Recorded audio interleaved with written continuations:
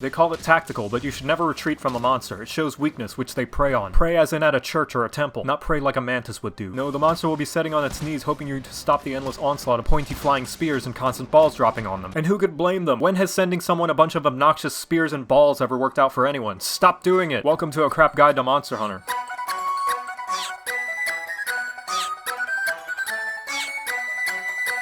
Everybody likes a cool bow and arrow. It's a sign of fine skill and precision. Just take a look at Legolas, Robin Hood, Katniss, Merida, Hawkeye, Green Arrow, Hanzo, Sylvanas, except that the one in World fires umbrellas, so it's a little less impressive. This last entry in the ranged weapons decides to go against the grain, trusting in the power of rope tied to a stick rather than gunpowder combustion. And although it doesn't require ammo to function, you are able to coat arrows with various different status effects depending on the equipped bow, which I don't get. If you're coating the arrows, what does it matter what type of bow you have? Moreover, why the hell does the bow affect the elemental damage of the arrows at all? My immersion is ruined, Capcom. I mean, really, a giant lightning squirrel being thrown around by a walking pickle that shoots Coca-Cola out of its mouth I can handle, but this whole arrow business is just ridiculous. Back on topic, the bow went to the School of Greatsword, where you can charge up your shots up to 3 levels, but it skipped a few classes and had to bullshit the final exam. So instead of having to charge up the full way, you can circumvent the downtime by rapidly firing off arrows, each one reaching the next level of charge. And by hitting the right face button, you can fire off a shotgun blast of umbrellas, followed by a parachute dropping near infinite Gordos that seem to materialize from the void. But because the bow likes to cut corners like a low-budget animation studio, you can skip straight to the ball dropping by holding the left trigger, the right face button, the D-sharp diminish chord, the brake pedal, and rubbing your thumb on the PlayStation trackpad in the shape of a dodecahedron. Of course, the biggest hitter in the bow's moveset is the Dragon Piercer. By pressing both attack buttons, you start charging up a super umbrella, blessed by Rihanna herself, and you should hope you don't miss or else you better have her money. The greatest weakness of the bow is that it's the biggest stamina slut of the lot. Every shot requires you to expend that precious bar of tang, and you're gonna find yourself in the red a lot if you're not careful. Just try your best to find a window of opportunity to pussy out like a little bit. I mean, reposition to a safer spot so that you can regain stamina. And now you know how to use the bow, you're welcome.